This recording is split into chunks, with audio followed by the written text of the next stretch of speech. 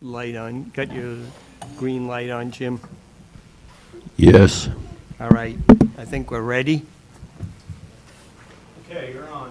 Okay, so this is a meeting of the Groveland Community Preservation Committee for Monday, February 6, 2023. And I'll take a motion to open the meeting at 5:34. So motion. Is there a second? Second. All in favor? Aye. Aye. Okay, so our agenda for tonight will be to hear from proponents of the remaining 8 proposals that we received for 2023 funding. And then we'll hear about any potential updates or changes to the ones we already heard from. If we have time, we'll talk about recommendations, and we've got some minutes to approve, and also talk about follow-up on our committee membership. So that's what our agenda is for tonight. So we're going to dive right in. So let's see. Here's the summary. I don't know if you got that. You got the whole package right in. Yes, which one have you got?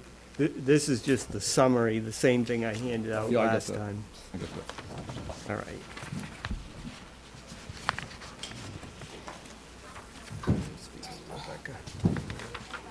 All right, so we're going to hear first from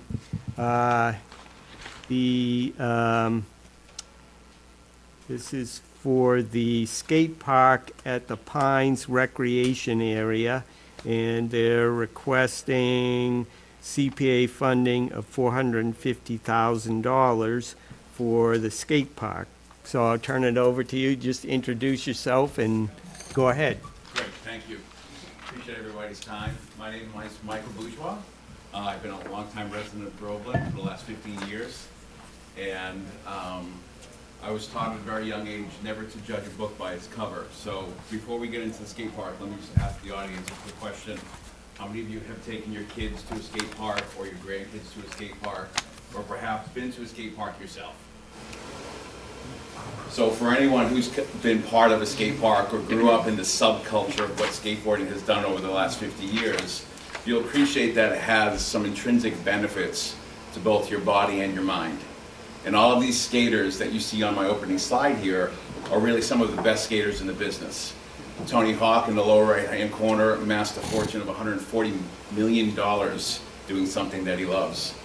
Letitia Buffoni just jumped out of a B-52 bomber after she rail slided off the back of it and parachuted, and she's one of the premier skaters for Red Bull. And the girl in the upper left-hand corner, she's actually 12 years old, just turned pro skater this year. And then Rob Diedrich, he's also another person who's turned his passion for skateboarding into quite a business. But listen, all of these kids started what they're doing right now in their local skate park. And now they sponsor and build skate parks around the world. So one of the things that I just want to read to all of you, and I appreciate all your time, I want to just read everybody in to some of the benefits that you get out of building a skate park in your community. So here's the thing that I love about skateboarding, and if anyone's ever watched skateboarding or watched kids do things in skate parks, there's no polarization inside of a skate park. Meaning you look inside of the world today and you could find someone picking the left or the right of any issue that you ask about them. But that kind of mentality does not exist in a skate park, because it is always the rider versus the concrete. And the riders always want the riders to win. They don't want the concrete to win. So there's zero polarization. The other thing is, a skate park community is built upon mutual respect. If you ever go onto YouTube and you watch someone pull off a trick, you'll hear everybody in the background cheering and applauding for that person pulling off that trick. It does not exist a culture of one-upping each other. Everybody's there to support each other, and encouragement is literally table stakes for you showing up at a skate park and doing your thing. And I remember during COVID, when we were all trying to look for things for our kids to do that didn't include really doing a lot of things amongst their friends, skate parks were a great avenue for us. And we went to, my daughter and I went to the skate park, and my other two children, we went to the skate park right down in Newburyport. And one of the things that really struck me there was, there was a time where we were there, we all had our scooters, and there was a kid, and he was amazing at doing flips. And the skate park that I'm talking about has 3 bowls right behind one of the schools in Newburyport. And there was a kid who was doing tricks, and he was landing them every single time. And he saw what my son was trying to do, and he immediately embraced what my son was trying to do. And he mentored him, he taught him, and then he also took the time to give him some stickers, which still sit on my son's helmet today. So there's this fundamental underpinning of this community that is always based upon mentoring and helping each other out. And here's why it's important. When you think about what it does for the community, you can really boiling it down to 8 major topics. 1, promoting. Promoting physical activity and really allowing healthy lifestyles for both young adults, medium-aged adults, and also our children. Second, it provides a safe place for anyone with 2 wheels or 4 wheels, a place to do skateboarding, BMX riding, inline skating, and also scootering.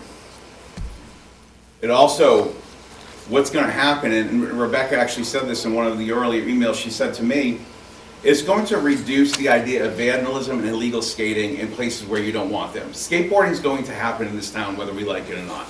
Giving them a skate park will allow us to go ahead and put it in a centralized place that allows it to be safe. We won't have congregations around town where kids need to figure out a place where they want to skate or where they want to inline skate or use their scooters.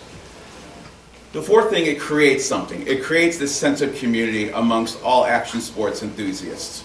My kids and some of the kids that are here today, every single time they have an opportunity to go down to the Pines, they go down and hang out at the Pines. There's not a lot of things for them to do down at the Pines that is essentially unstructured. A skate park will allow them to do something with that unstructured time and that unstructured activity.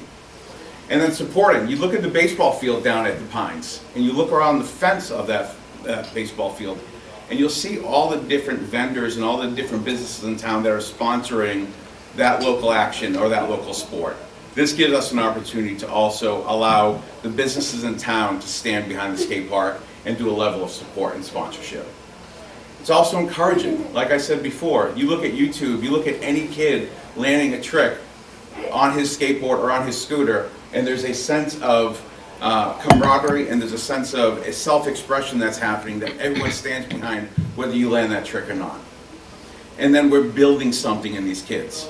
You look at these kids today and you look at how they're social, they're not how they grew up. It's not like how we grew up. These kids have structured content every single day of their weeks. When they want to go ahead and be social, they go social on their phones. Giving them a skate park will allow them to be social the way we grew up being social. And it will create them to have more perseverance, more skills as a human, and more teamwork as a group. And then the final thing that it's going to do is it's going to allow Groveland to be that much more attractive for incoming residents and its current residents. Let's talk about the physical benefits. This caption on up is really a screen capture from someone's phone measuring the amount of activity that it generated when that person went out skateboarding for about an hour. Their average heart rate was 162 beats per minute, and they burned just over 500 calories in an hour-long exercise. This is a great exercise for your physical well-being no matter what age you are. It works every single one of these muscles that you see in the lower picture, all the way from your abs, all the way down to your ligaments and tendons. And by doing so, you're increasing your flexibility, your coordination, and your balance. You're strengthening those ligaments and your tendons, and you're getting a great daily cardio workout while having fun. So that's just some of the physical benefits that we'll see from anyone who's able to participate in a skate park here in Groveland. And that's the mental. Now for me, I'm part of the skateboarding culture. It's influenced a lot of what I am today. And I have always found what the skateboarding culture has brought into my life is it's a great way to reduce stress. It's just a great way to kind of get out, and it's just you against gravity. If you ever get out on a skateboard, you're trying to figure out tricks, you're trying to get from point A to point B, it's a great way to actually get around, but it's a great opportunity to relieve your stress and increase your confidence. I'm a big TED talker. I will listen to a lot of TED Talks. And one struck me the other day. The confidence that we need to instill in our kids needs to happen at a very young age. And this is giving them an outlet to do just that. It's also an opportunity for these kids to get that much more social. You don't have the opportunity to go ahead and, you know, be on your phone all the time where you're at a skate park. You're waiting for your turn. You're maybe even videotaping some of your friends pulling off tricks. And it really allows you to interact and socially connect with the others that are skating with you. And it's unstructured creativity. To land some of these tricks, it takes days and weeks and years of practice.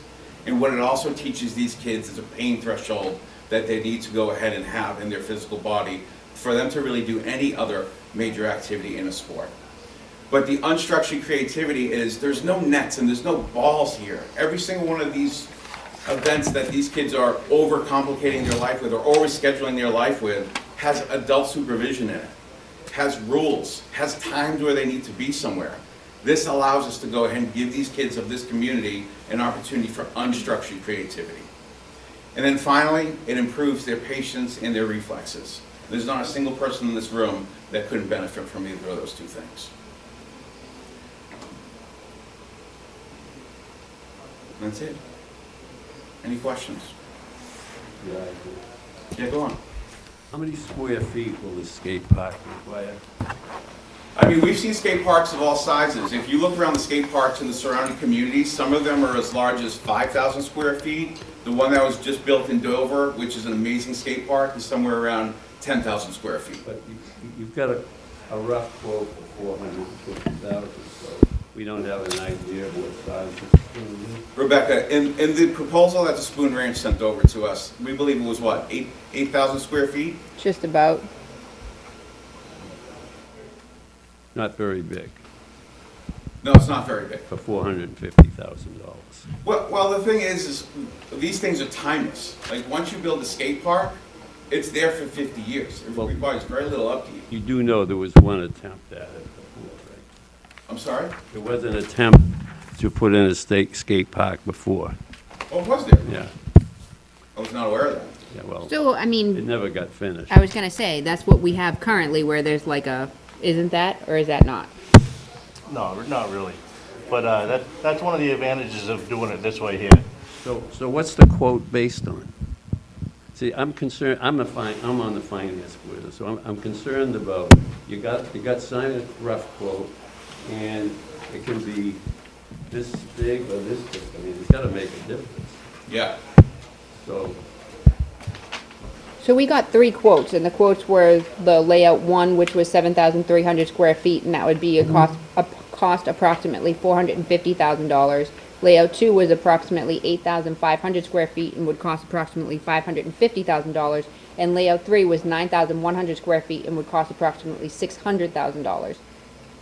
So we did look at multiple different tiers, and the issue when we talked to the consultant was specifically that the smaller the skate park gets, the less likely it is to have the amenities and the ability to be utilized for such purposes. So the way that we continue to shorten the square footage, like the current one, there's not much room for them to have other amenities in terms of like obstacles and other things that they can do tricks off of.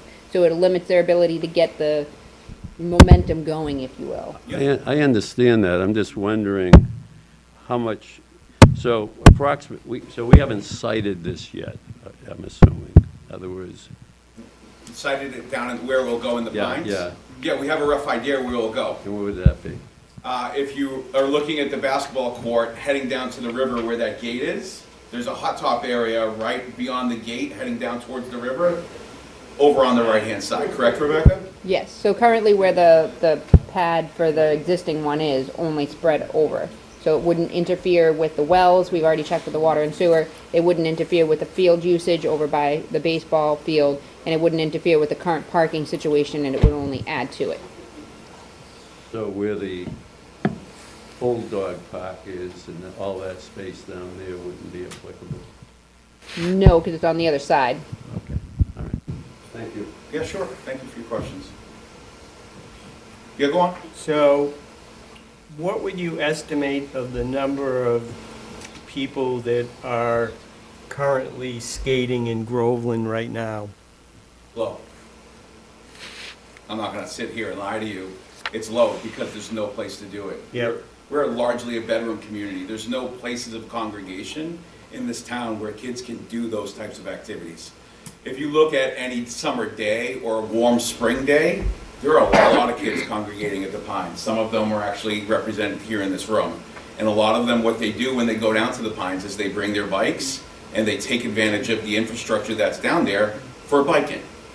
But you give them an opportunity, an outlet to go ahead and take on something like skating or scootering or mountain biking. That's the thing about skate parks, is they transcend all those sports. You go ahead and give a kid a place to hit a jump, he or she's gonna hit a jump. So, what would you guesstimate would be participation in the sport if this were built? I mean, I would say on a weekend day, you would see anywhere between 8 to 12 kids down there quite regularly. During the week, you would probably see the kids that are probably closest to the Pines that could get there. I mean, I live basically on the corner of Boxford and Georgetown and Groveland off of Uptack. It's gonna take some convincing to get down there because I have to drive my kids. One of them could bike, but the other two can't. And that's hard to do midweek. But during the weekend, you'd see that park used quite frequently through a mix of uses: inline skating, skateboarding, BMX riding, mountain biking, all those things. So the total reach is what I'm looking for, of how many people in Revere in Groveland might use the park altogether? I'd guess. I would have to make an educated guess. I'm not entirely sure, but you look at the ranges of kids that are most interested in this, and it really starts in 5th grade all the way up until 10th grade. And at the time of 10th grade is when we start to lose some of these kids to the fact that they can drive. Yep. So you have those communities from 5 to 10th grade who are probably most likely to go down there and have the confidence to do and use the park. Here's the other thing that we have to consider. We go to Haverhill, we go to Lowell, we go to Newburyport to use those parks. So there could be a draw from the other communities that these kids go to school with, West Newbury and Merrimack, because they don't have a facility like this as well that they can draw upon. So if we're thinking about reach and pure kids, you'll probably get more from the outsiding towns that are part of Pentucket. But if we're thinking pure play Groveland kids, I would say 8 to 12 constantly in and around the park on a weekend day. And I'll say that one of the things that we did note when we did do the survey with the consultant is that a lot of the feedback that came back is that they would like to see program associated with such as well. Having somebody who has whatever they're doing, whether it's skateboarding or inline skating or whatnot, have little teaching sessions and things of that nature to, again, cause that draw and create more program-oriented development around the park, making sure that it's utilized during those low peak times, because then it becomes a little bit more structured in terms of getting additional use out of the actual space. Yeah, and here's the thing about skateboarding, it's timeless. I mean, I have friends who are 52 years old that every single time they drive around and travel around the country with me selling software, they bring their skateboard.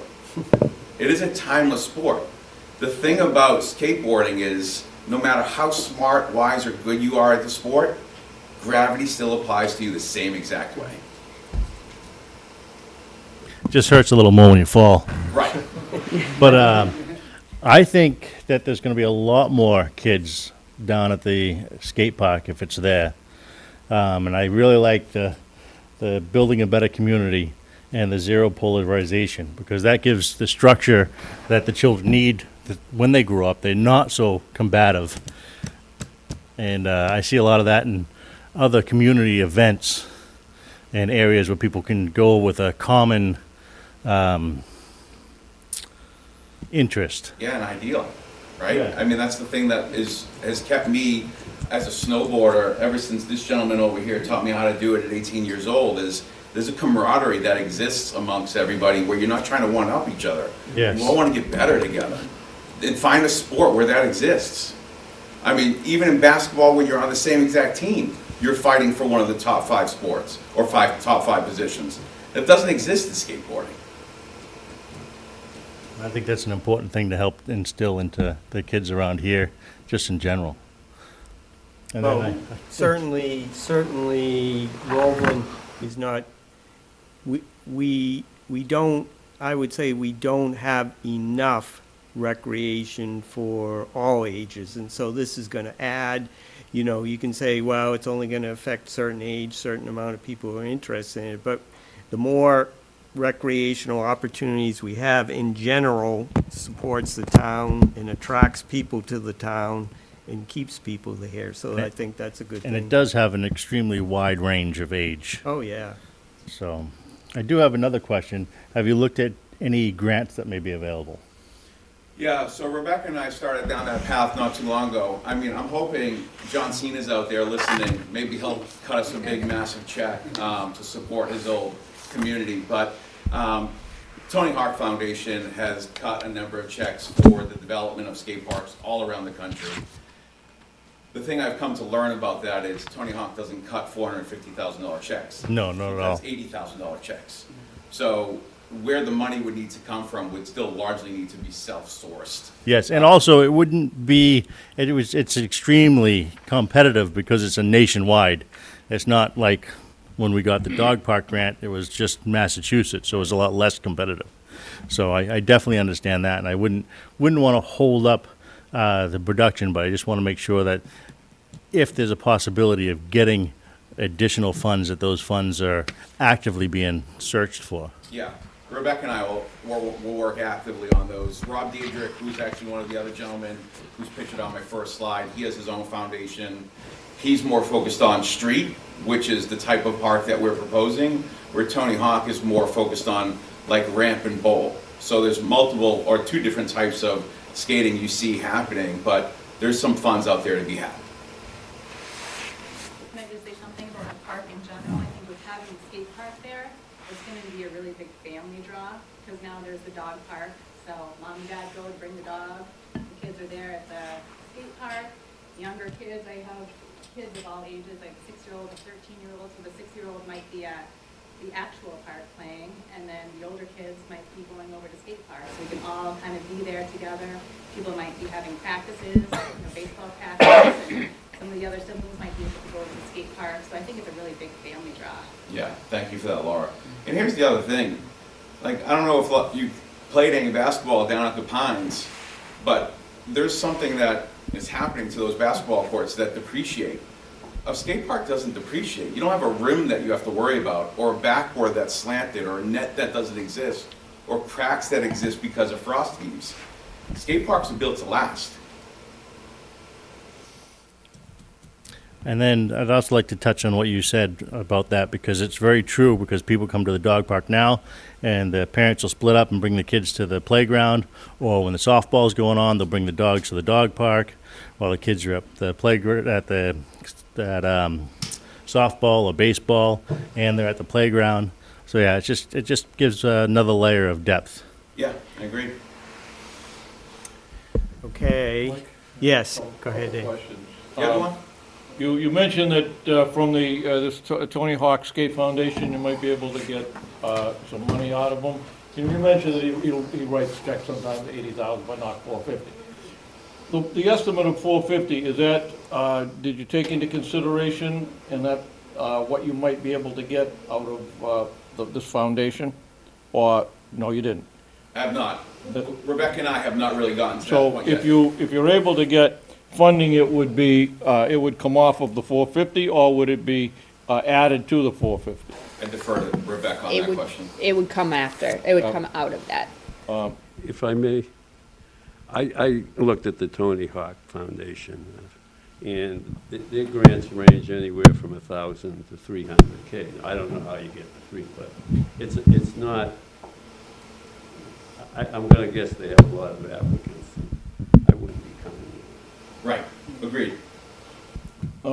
Just another question. There must be some sort of maintenance involved in this. What do you, what's the maintenance? What do you figure the maintenance? I mean, that's the thing about skate parks is there's a maintenance problem 10 to 15 years in. I mean, a lot of the materials that you're gonna be using is pressed concrete and then metal coplings. And steel and concrete have some longevity that, you know, quite honestly, I'm not really too sure what the maintenance of it after 15 years really needs to look like. What I see happening with the kids skateboarding, particularly around granite, they're waxing it, which is it's not helping the surface of it. So that's going to have to be removed periodically, I would think. I see that at like City Hall steps, public parks where they run the skateboards, but they're not satisfied with just running it up they got to put the wax on it, Yeah. and that's unsightly. So somebody's got to do that, and you got your ongoing maintenance will be provided by the Groveland Highway Department. I'll tell you, our highway department is pretty well taxed in their responsibilities, and so they really don't have the personnel to do any maintenance Right. without hiring somebody else. I do Right. know that that statement was made by the highway superintendent in one of our original meetings when we had spoken. He said that the highway department would maintain whatever's there based upon the fact that he knew that there was not that much maintenance. Maybe he was unaware of this additional thing, that the waxing that you're talking about, but there's also other ways that we can try and come up with fundraising opportunities to have that one fund for necessary improvements or things of that nature. But I do know that the reason that's in that application is because of the statement that the highway superintendent made. I don't believe that Mike was privy to that Right. information. And being a skate park, if there's wax on any of the concrete surfaces, it's at the skate park, it's where it should be. And if it builds up to the point where it becomes ineffective, then whoever's using the skateboard's gonna, the skate park is gonna be taking care of it. And the whole idea is having a place where they can do that, so it's not on the town hall steps. Right. And so they're not waxing that. And when you look at the Newbury Port Skate Park, that was built in 2001. And there really hasn't been any maintenance to that since.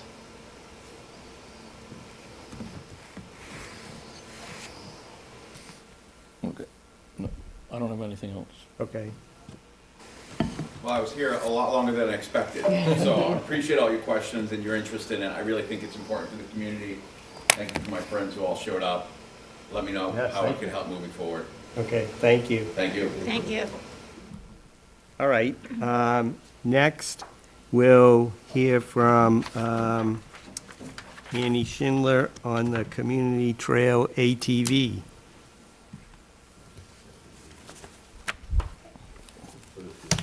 Hi, everyone. Most of you know me already, but Annie Schindler, I'm the town planner and conservation agent for the town of Groveland.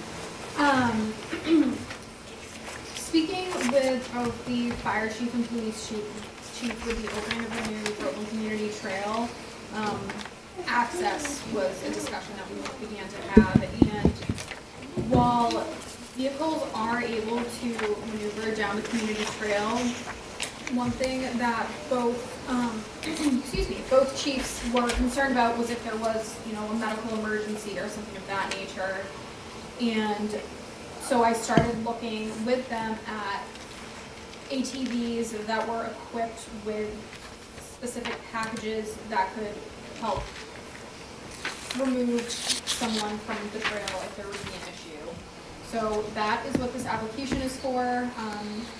Part of the application, you can see a spec'd out Polaris Ranger crew. It's a 4-door, 4-passenger ATV.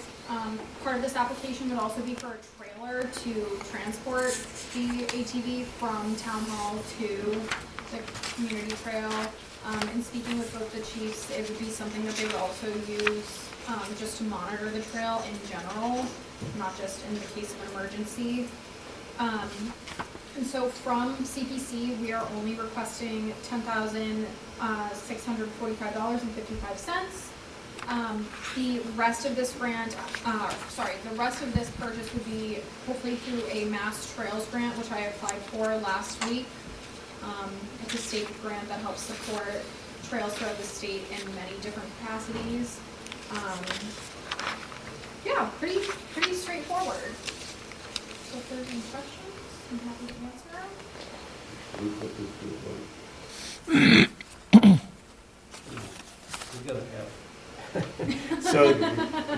So the idea would be that somebody's injured on the trail, an ambulance can't get in there, so if you come back to the police, they drive the unit over there with a trailer and go in and get the person, remove them.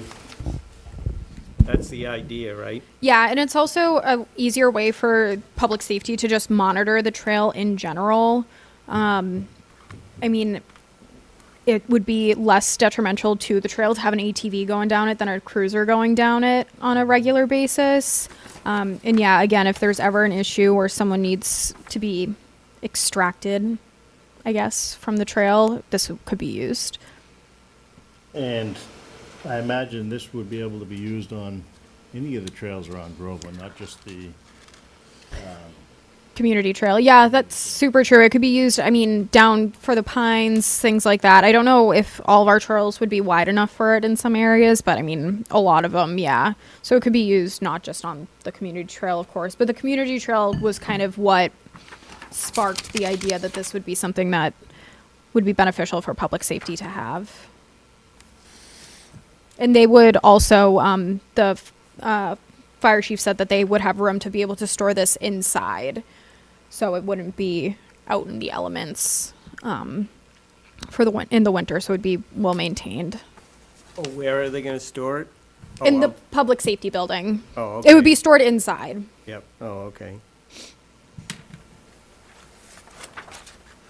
Question, Mike? Yeah, go ahead, Ed. Couple questions. Sure. This vehicle, Yep. how wide is it? It is, I don't think it's on it. I believe it was about 5 feet wide, and the trail's about 6 feet wide. If I'm 5 feet, what's it weigh? sorry, What's it weigh? that I could not tell you. The trailer, what's the weight capacity of the trailer? Also a good question. The specs for this were, the fire chief did some research into what they would like, and I kind of went with what they wanted. Well, what I'm concerned about, it's a single axle trailer, and none of this, I don't see anything in here, the weight of this vehicle. I'm just wondering whether a single axle trailer will suffice, depending upon the weight of the machine. Okay, it's something I can look can into look more there if right you'd now. like.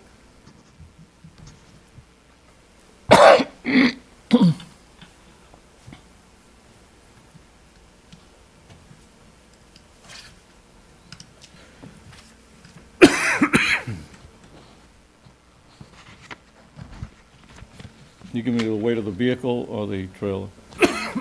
the vehicle is 54 inches wide.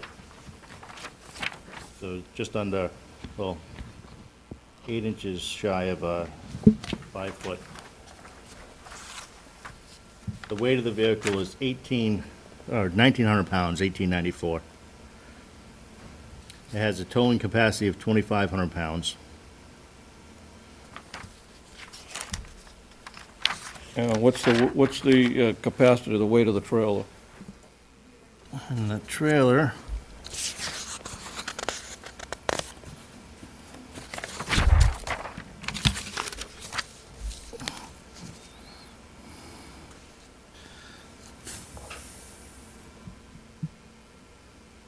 .5, 13, dovetail.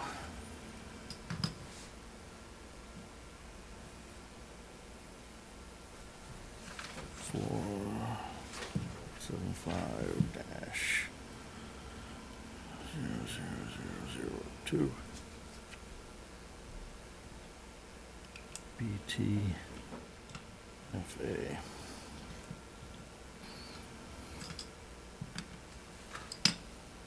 £3,000, $29.90. Okay, plenty. With, okay.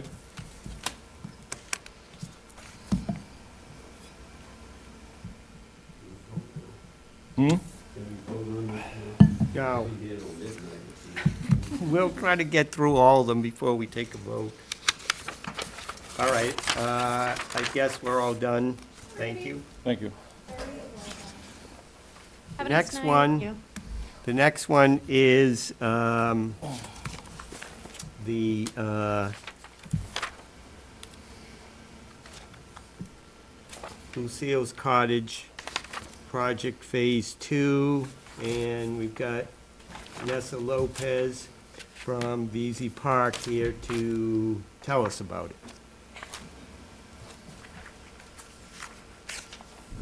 Sorry.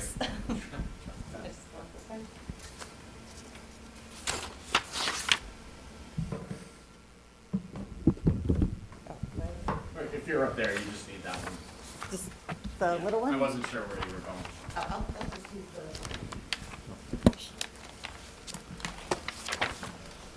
All right.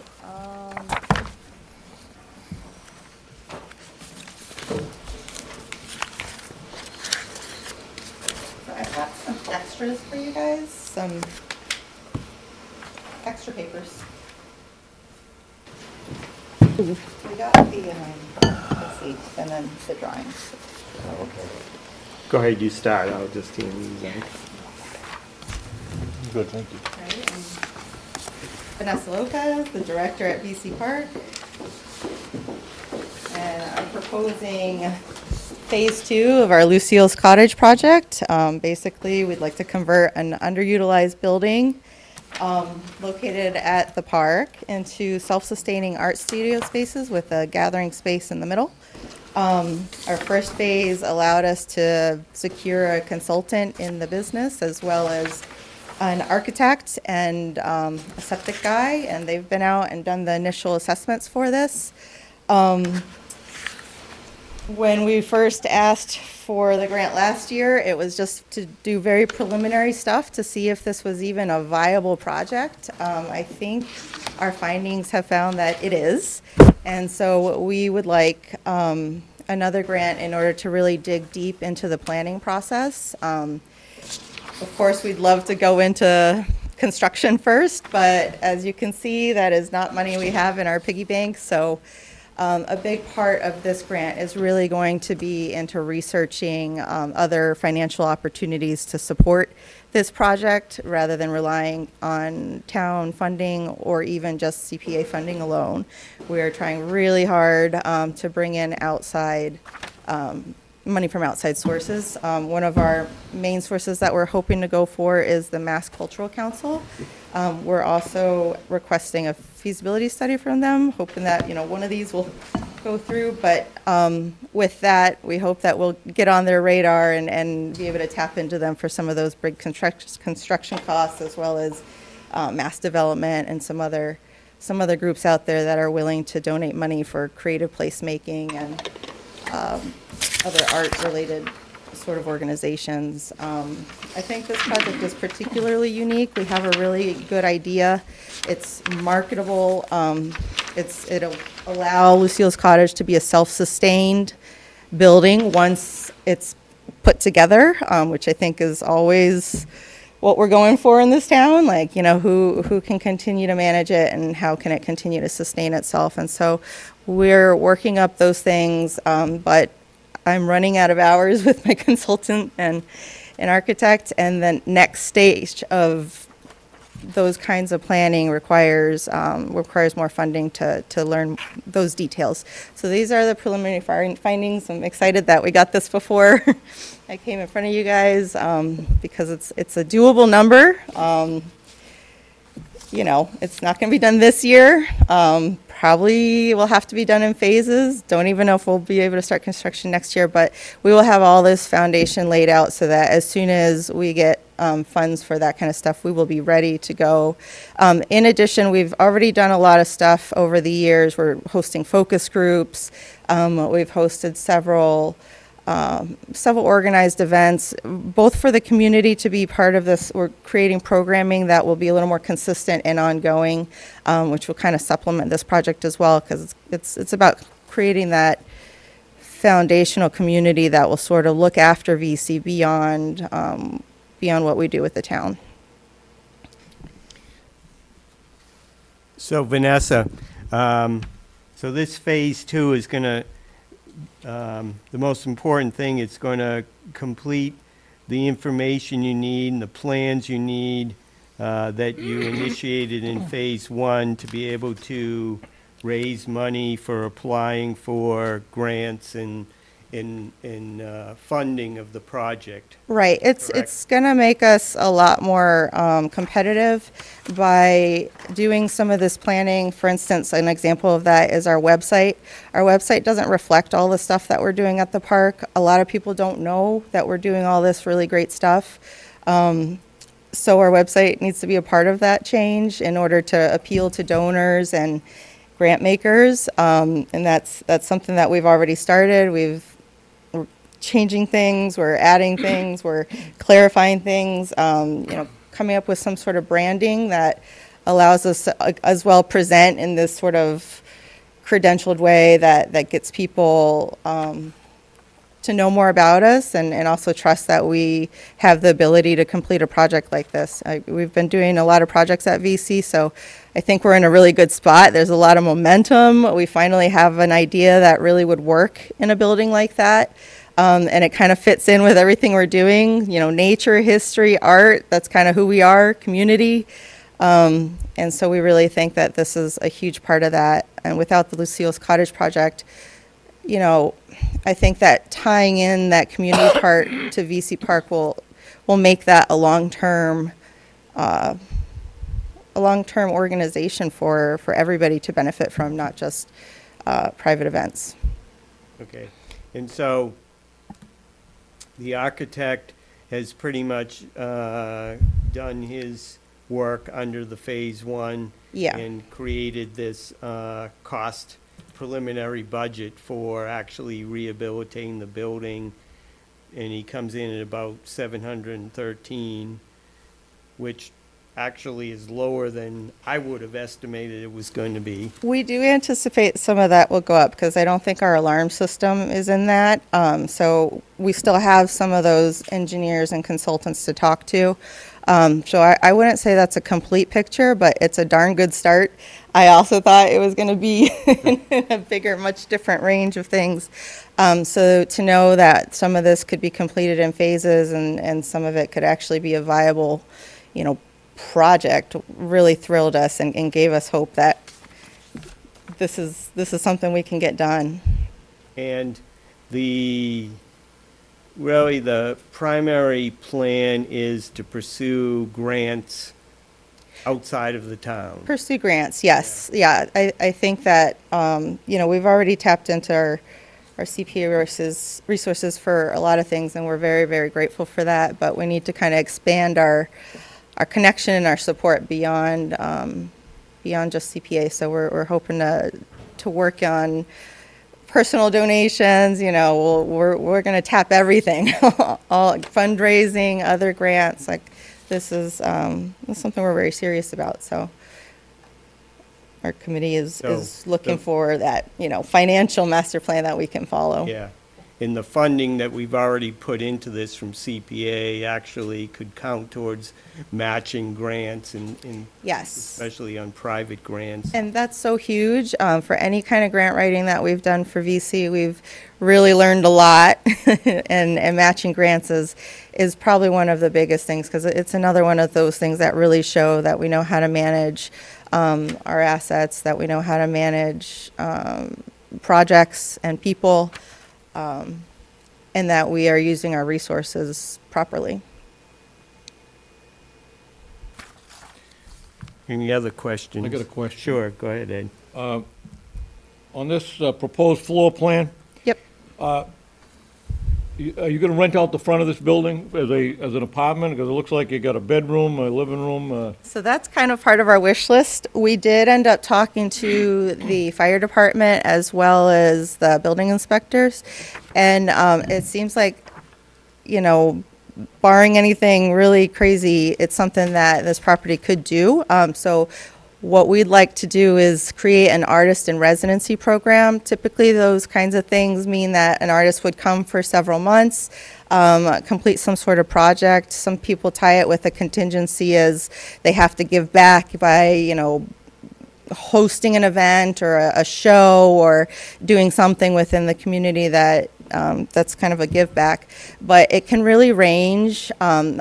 We think this part of the project is really important because it'll really set us apart. There really is no property around here that has art studio spaces in a rural type of landscape.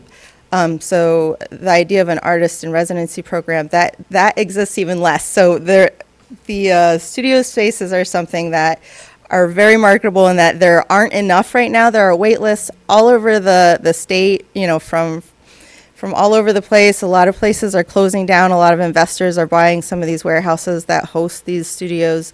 A lot of those are going away. So we know that's a solid idea, but this artist residency program would really elevate VC Park to be sort of a destination. It could be a real one-of-a-kind type of program. And they're very, very sought after. I spoke to a woman who created a 501c3 for an artist in residency program before she even secured a physical location. She has over 100 people on her wait list, and she's willing to share all that information with us. But the more we dig in, the more we realize that this is something that not only would be an amazing opportunity for our town, but would just make us really competitive compared to other organizations going after these same grants. Because it's different, it's unique, it's different. It's something that draws people from, it could draw people from all over the world, depending on what kind of opportunities they have. So.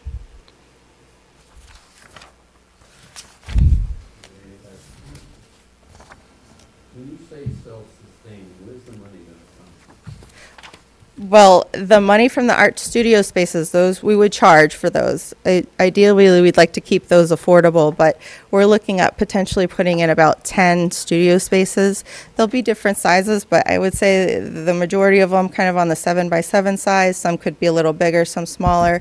We could even have partitions that could move depending on what makes sense. You know, this is all the stuff we want to explore with the feasibility money to see what that stuff costs. But that money, we would hope that would allow some kind of management to be paid, you know, so some kind of staff could be hired and it would cover its own bills. Because, you know, it'd be generating about $3,000 or so a month, potentially more or less, depending on what the rates would be. Thank you. So that, I think that was like the real challenge in this building. Like, we have a lot of really cool ideas for using that space, but none that were able to sustain itself. We haven't had a lot of interest from outside sources. So this was one of those things, like, we have experience with the events and also with some of the landlording in terms of tenants. So this just kind of translate with what we were already doing. I think it's something we have experience with, but it'd be really excellent if its funding could also add some proper staffing too. So that's our hope. And you already passed this all by the building inspector and it all fits in. Yeah, and that was, we had a lot of questions because some of this is unique, but because it's already a unique use building, you know, we're already kind of doing things that are a little different than what a new property coming on the market trying to do stuff would be, that we already have exceptions being granted. And so this would fall right under the ideas that we already have. As part of the park. They don't see any, I mean, which doesn't mean that something doesn't come up, but right now, everything's a go. Like, the viability looks good. The building inspector thinks we could, you know, make these things happen. All the people that we've gotten involved, you know, they're seeing a building that needs a lot of work, but they're also seeing, like, this is doable. Yep. This is a doable project. Okay. I think we're all set. Thank you. Thank you, Vanessa. Thank you, guys. All right, our next one is going to be the Pine Splash Pad. And Rebecca will tell us about that one. Thank you, Mike. Mr. Chair. Excuse me. So essentially, as you see in your packet, we are looking to construct a splash pad over at the Pines Recreation Area. This will be at the site opposite of the playground, so the other area, so that the two can be connected. In most of the cases, you'll see that splash pads are situated right near a playground so that children can utilize both the playground and the splash pad during those particular hours that they are both in use. This is something that we had been exploring over the last 2 years. Specifically, this was brought forward when we were doing the survey and having conversations surrounded by the open space and recreation plan. And it was most recently brought up again when we were looking at the comprehensive master plan. It was a common theme that many had voiced their support of. Most residents had mentioned that there was no place for residents to cool down. They mentioned pools, they mentioned other types of activities that would allow them to do so, and a splash pad was a common theme that was spread throughout both of those process and survey and feedback that we had received. Working with O'Brien and Sons, we put together a concept that was included in your packet. You'll see that we're not looking for a very large splash pad. We do understand that there is maintenance that is required in making sure that these are maintained. The goal is that they would only be open from July 4th until Labor Day. They would only be on for a certain amount of hours. We have talked to the Water and Sewer Department about getting a discounted rate in terms of water. It is a non-recirculating system, so that means that there are no pool chlorination or any types of licenses that would be required to run and operate this as a pool. We do believe that this would offer another recreational opportunity for residents to enjoy the Pines and also cool off in the summer.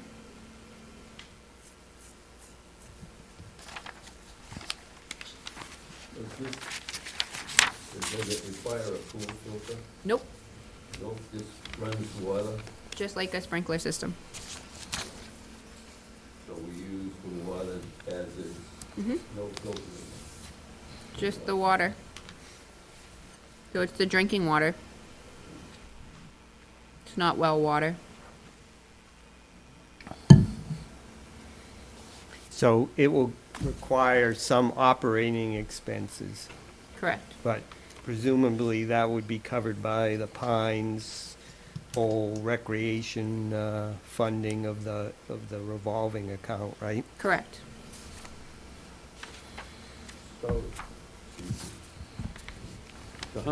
I'm seeing 81 gallons per minute. Does that mean when it's fully engaged? Correct.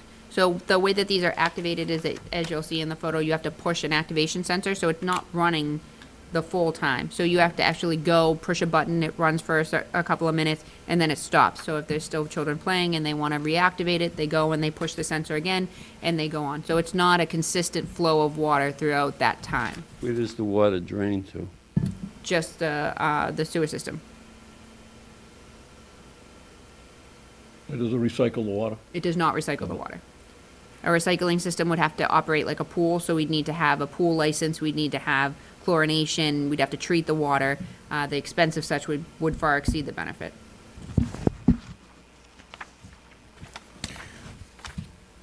But like you say, it's only when someone's using it that the water's actually running. If nobody's down there in the evening or on a cool day, it's not going to use any water. Exactly. It won't turn on unless it's activated. And the other feature is that we do have the ability to remote access it. So if there's a problem or if something happens, we can shut it down. We can turn it off so that it's not wasting water.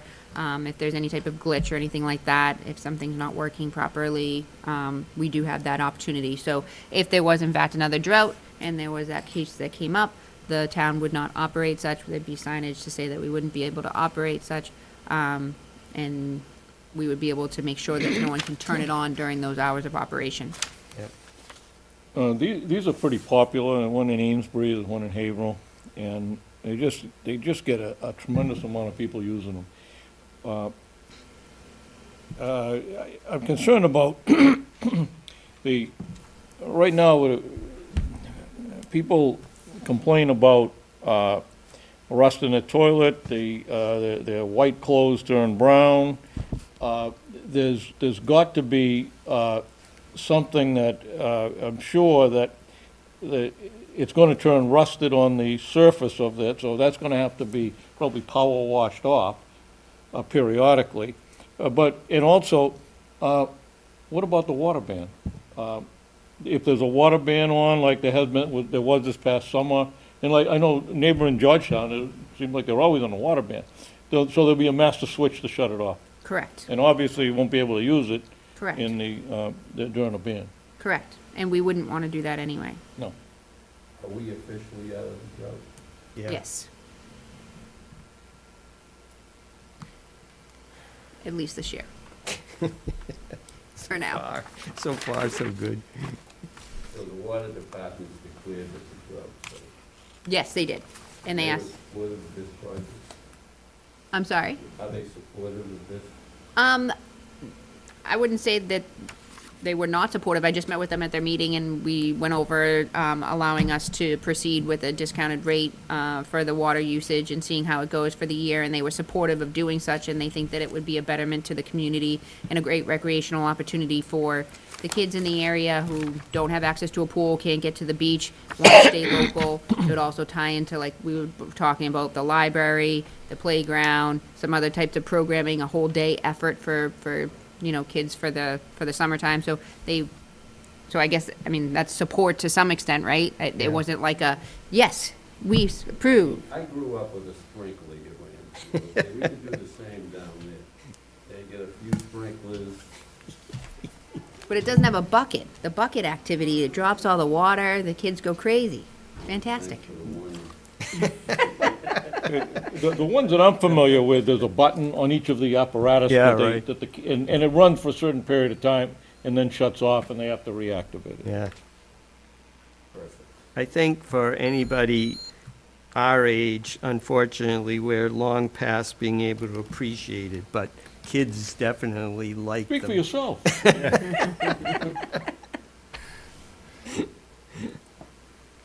All right. Thank you, Rebecca. So while you're speaking, can you do the tennis court and pickleball one next? So this is another recreational opportunity that we're looking to add to the Pines Recreation Area. The location is the exact area that this was originally planned out during the redevelopment of the Pines project, where the tennis court was gonna go. The only change is that we would like to make it a combination court. Pickleball has become wildly popular. I know that there's a long wait time on some of the courts that are in our surrounding areas. It has become very popular, and therefore we thought it would be a nice addition to not only have the tennis courts finally be constructed, but also to include the pickleball court as well. The plan is to have 2 courts, both of them with the capabilities of using them as combination courts. This is something that you over 80 can enjoy, Mike. Yes, yes.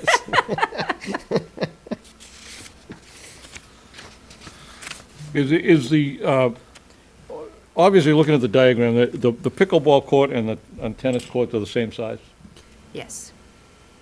My understanding is it's just the squares in the upper corners are utilized for pickleball, but don't quote me. I'm still learning the game myself. I couldn't hit a tennis ball unless it was as big as a basketball. I think that it takes up a half court, right, of a tennis court. So you actually could have 2 games going on at the same time, right?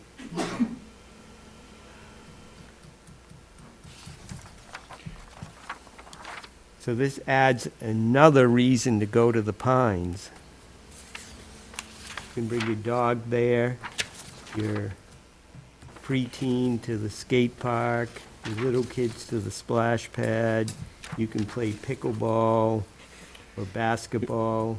And where are you gonna put all the cars? Well, I have a plan for that. she has a plan for I was that. thinking about that. If you utilize out back here, now you've gotta have a ramp to get down there, which you can't go straight down because of the slope. You've gotta go sideways, and it's gotta be handicap accessible. Which the cost would be pretty high. Anything that has to do with a parking lot is a very pricey project.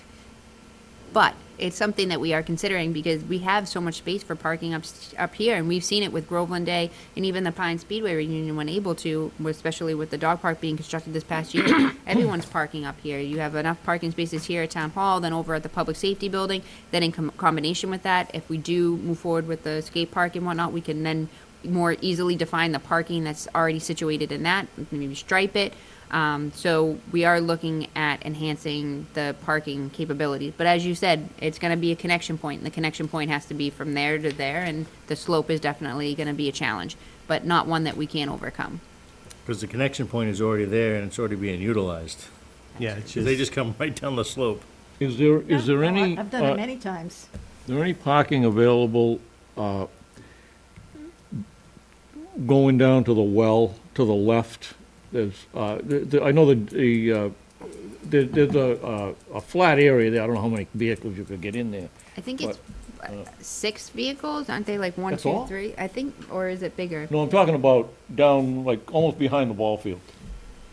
So if we're looking at the river this way, not this way, straight, Yeah, you the mean? river's in front of us, so to the left of that road that goes down to the well, behind. Oh, I thought there was only like 6 spots over there. That's what?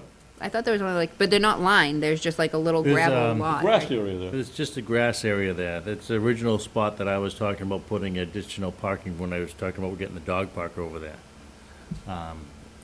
There was something that was possible, it was something that the water department was okay with.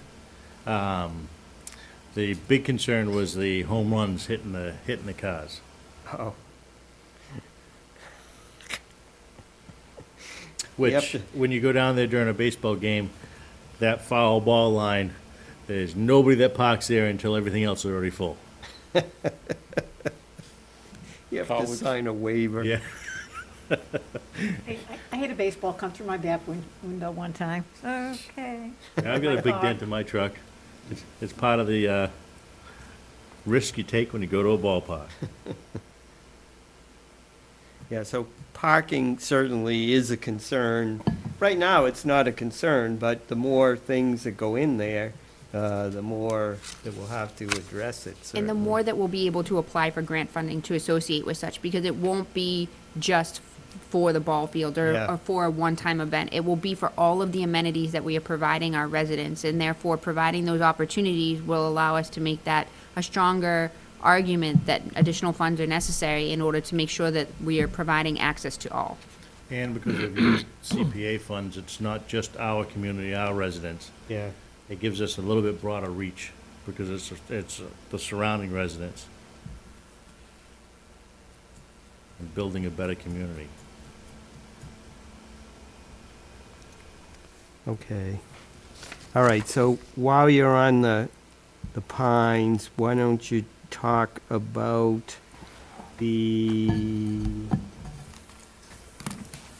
oh, no, that's the last one on the Pines, right? Yep, there's the basketball then.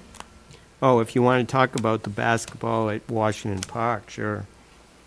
So the current basketball, well, there's just, I think there's a couple of half courts currently over at the Washington Park behind South Station. And there's also the driveway access that goes up to Washington Hall in the back. And so the goal with this particular project is to upgrade the basketball courts to reflect more of the same design that we're seeing over at the Pines that is getting taken, or getting great use. So it's a full court, but then it also has the half court option. So the goal is to repave the area and to replace the hoops in the net and to provide a more usable space for basketball instead of what's currently there where the hoops are no longer hoops and it's just a backboard or missing nets or the pavement is uneven and cracked. And it will also allow us to give a better transition for up into the Washington Hall parking lot so that they can clearly delineate the two, and then also provide a guardrail or some type of barrier of sort to, again, establish a clear delineation between the basketball court, the parking area, and the driving path for Washington Hall. And a lot of the work is being proposed to be done by the highways department so that we can cut down on cost, and then also ties into the highway work that's being performed by our crew for Washington Hall.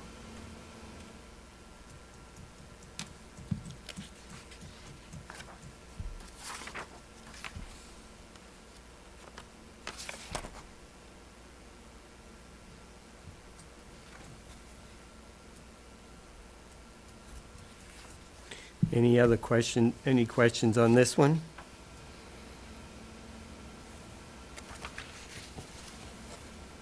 We do need some recreation in South Groveland, right, Ed? I agree. All right. Although that basketball court used about every day now, in the morning. Oh, really? There's, by 6:45, there's somebody out there shooting baskets. Oh. Or usually alone. Huh. That's because it's not conducive for a game. What's that? It's because it's not conducive for a little game. If they it was set up more like a court like the Pines, I think you'd get more people that would go there and utilize it for a game. Yeah, you could. Okay.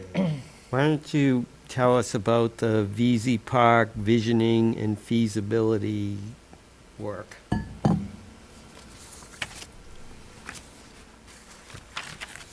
So essentially, there was a little bit of a talk by the Board of Selectmen at one point in time of what we were doing over at BZ and how the Conservation Commission was hiring their consultants, and all of those types of operational types of questions came into play.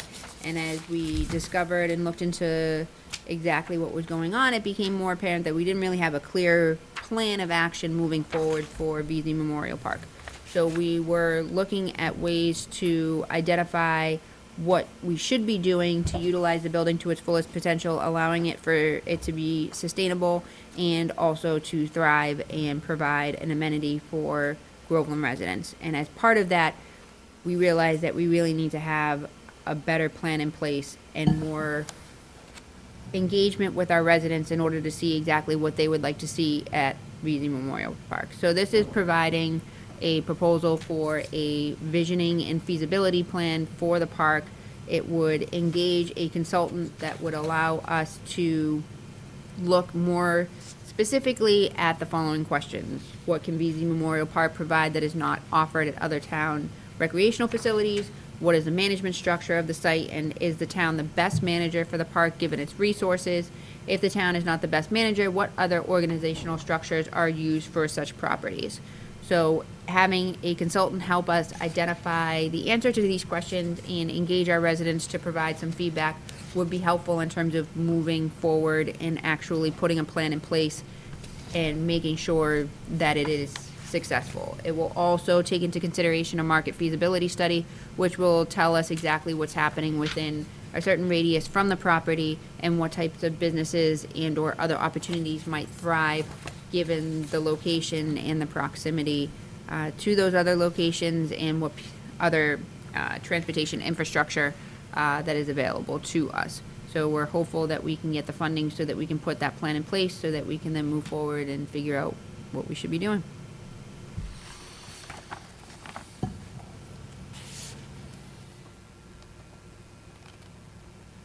Okay. Any questions on this one?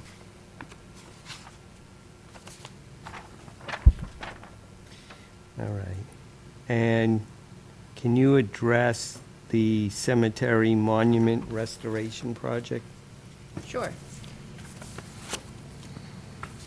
So I have been working with Chuck, the cemetery superintendent, on putting together this proposal. This is something that had been done previously. I know that there was a gentleman, Mr. Guptill, that had been very active and had put together the first proposal for the preservation of the historic monuments that was also funded by CPC. And I believe they were able to restore a couple of monuments over there. However, there are many more that need to be addressed. So working with that same consultant, Chuck was able to come up with a proposal that was included as part of the application. And it actually gives you a really good understanding of what we have before us. It clearly identifies the monuments that need to be rehabilitated. It gives you the information in regards to the individual, the year, and it kind of gives you an understanding of how much it would cost to repair. Some of them is just infill and cap, others are reset, excavate, infill, cap. So there's different monuments that would require a different level of involvement. The proposal, the consultant had put together a proposal, and I believe the total amount that we are requesting is $32,000. So that would also take care of all of the stones that are identified as part of the proposal. I believe there may be still a few more that we'll need to address in the future, but given the condition of those specific monuments, those have been identified as priorities.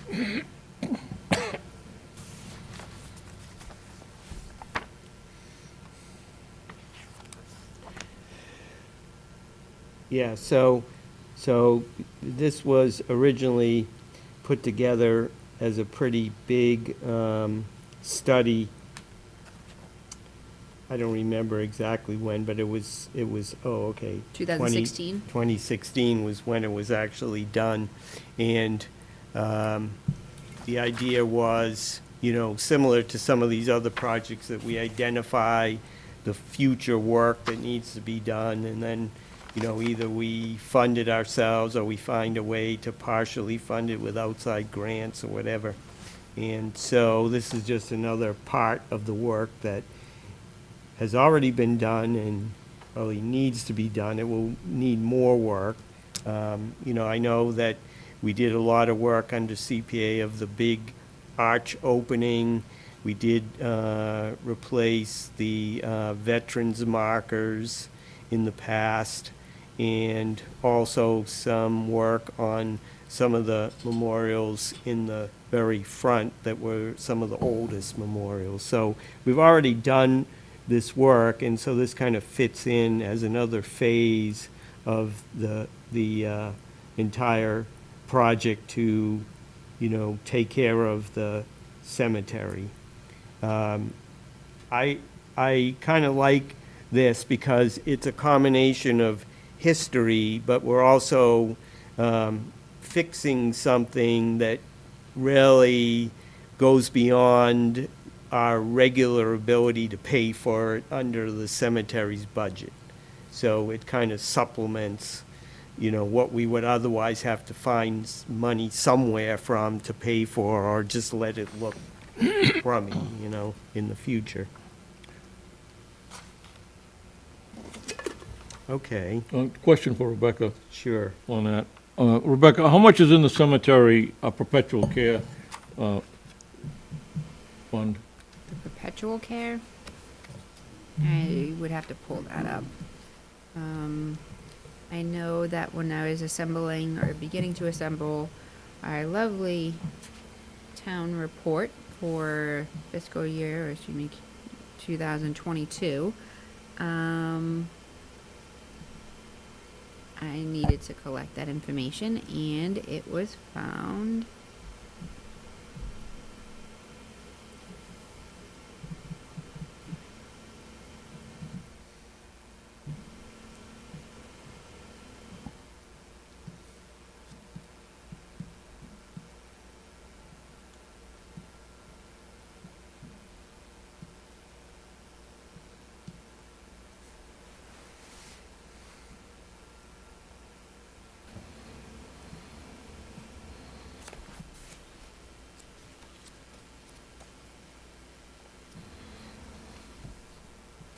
Sorry, just uploading. One little circle. Kick it. Circle that goes around and around and around, and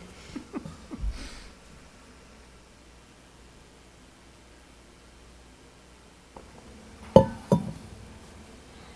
we have two accounts. We have the sale of lots, and then we have the perpetual care. And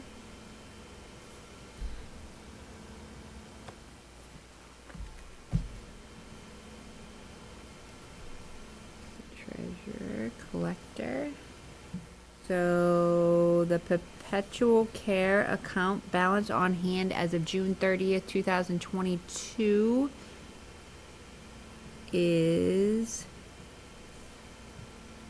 expendable $17,640. $17,640? And the sale of lots on hand as of June 30th, 2022 is $31,355. Not a lot of money.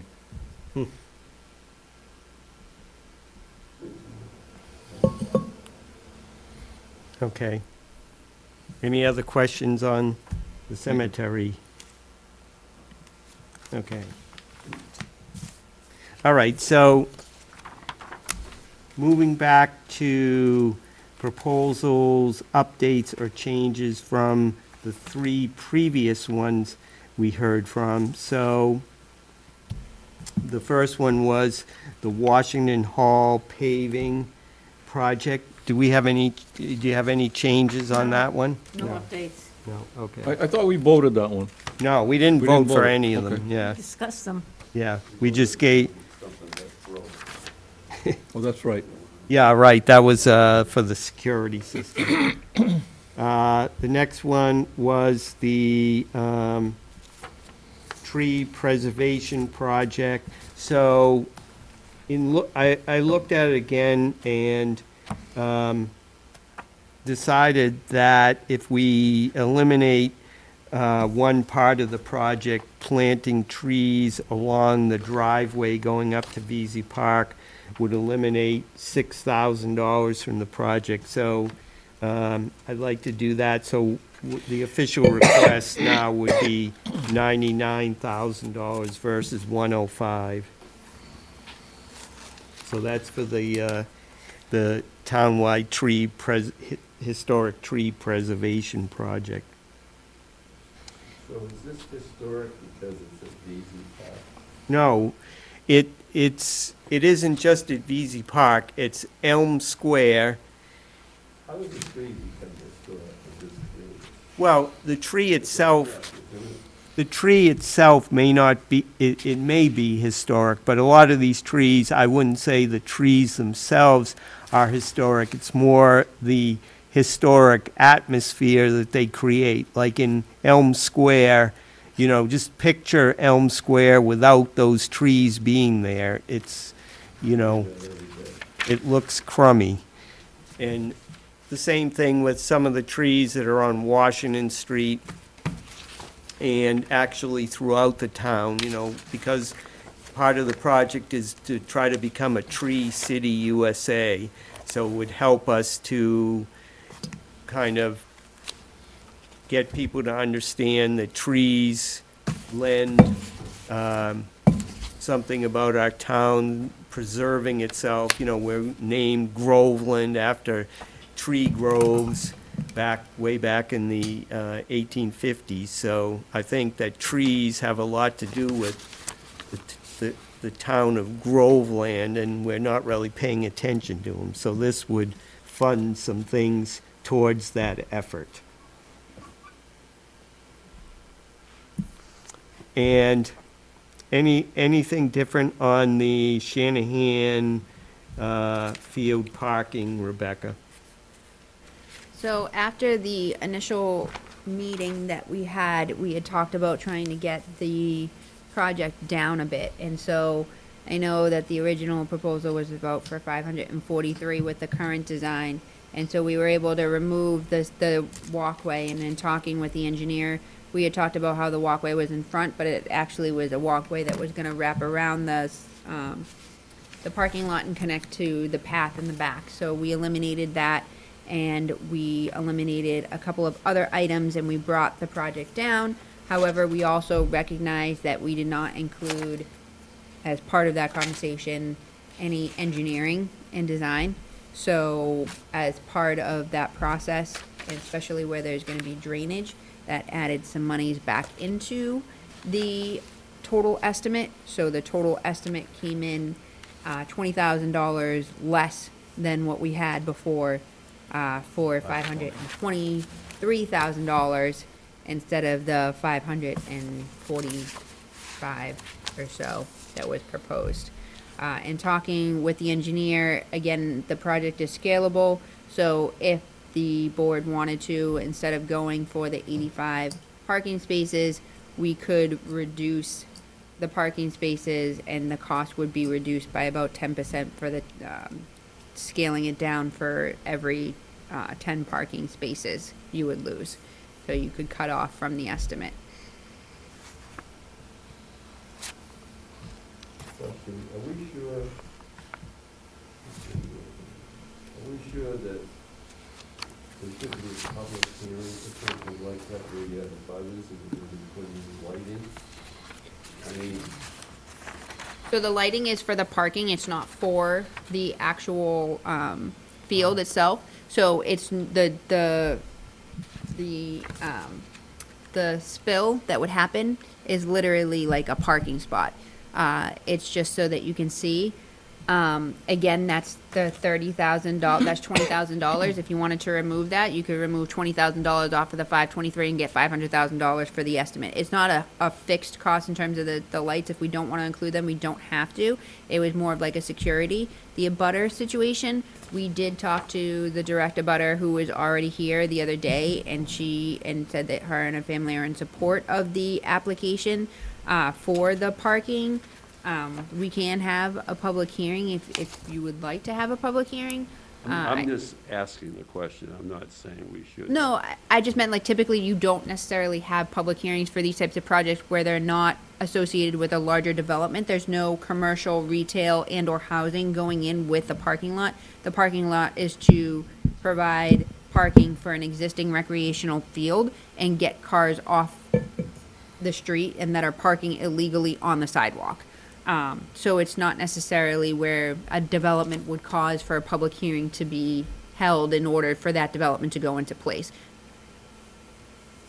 So but you certainly, probably, if this were approved, you'd go through a whole design phase, you'd have public meetings where people would come and hear about it, because it is a large project. And certainly we want to keep everybody that lives around there informed about it, right? I think that the design phase, as you stated, would in fact incorporate some type of feedback and notification to the abutters in the surrounding area, for sure. Yeah. Okay. All right. Question? Yeah. A couple. Looking at this map, it looks like the driveway to the house in the back's in the wrong place. The driveway belongs to the left of that little stockade fence. And so this designation, existing paved driveway to remain, wrong designation. That's town property, according to the map. So the driveway's in the wrong place. So perhaps if the driveway was where it's supposed to be, it looks like it's 20 feet to the left of the fence, the existing fence down there. So people could park along that, what is used as a driveway that's on town property. That's a problem. I mean, how do we allow a private dwelling to be used in town property? The driveway should be moved, for one thing. The second is, the garden club planted 8 trees, and it looks like 7 of them are going to be cut down. They're vibrant trees, and I'm sure they're going to flip when you tell them that they're trees that they planted not long ago. They're going to cut them down to make way for parking. I think there's other ways around it. And you were looking at planting some trees up at VZ Park. You're cutting down 8 trees that are alive here and are growing pretty well, and to make room for parking. So, couple things. It should be redesigned so you don't have to cut down trees, and it should be redesigned so that the existing driveway is put where it's supposed to be. The existing driveway, if I'm reading this map correctly, the existing driveway looks like it's 20 feet to the left of that little 4-foot stockade fence now. And I don't know why this is designating an existing driveway, because to me, it's not an existing driveway, it's town property. So the presentation that was done at the last meeting about vehicles blocking the driveway, wrong. They were parked legally on town property. The driveway's wrong. The driveway needs to be moved. Yes, so this is just a conceptual plan, it is not the final plan, that is why engineering needs to be considered for the actual implementation of the project. In regards to the trees, Claire Walsh had approached me about the trees, after taking a look at it. Agreed, if the trees are, vibrant and growing and are obviously not, in any jeopardy, then we'd like to keep them, reuse them, whatever we need to do. We wouldn't want to take down the existing tree canopy, especially and partnering with the garden club in order to do so and create that type of screening. A lot of what you see at the bottom of is not necessarily for the driveway, it's more for the Knox building. The Knox building that's currently there is a residential dwelling, so there was a lot of conversation in the initial talks with the Historical Society specifically about making sure that it had its own designated location. And it's really hard to create parking all around a house and keep it its own designated spot. So a lot of the decision-making in the original design was to try and keep the house separate so that you didn't overcrowd it with parking all around it and then make it feel like it wasn't its own space. Again, all of this can be hashed out during the engineering and the design phase of it all, but that's essentially why you're seeing that kind of separated and left where it is, because we'd like to landscape that in a little bit and give the parcel a more, like if you see in the front, and I'm sure you do when you drive by, those 3 cars right there, they're not the homeowner's cars. They just park there in that woman's space. So the whole point is to try and make it so that they understand, like, the parking area is here. This is a driveway. Like, you should not be parking here, and give her more of a designated area. But as you're saying, we'll definitely more amenable to creating the parking that does not remove the trees, that maximizes the space, that doesn't impede upon the Knox building, and that obviously accommodates the need of the project entirely. I would agree with you, except for the fact that existing, as marked, existing paved drive to remain, doesn't go to the Knox building, it goes to the house out back. Yep. And it's in the wrong place. And it should be moved.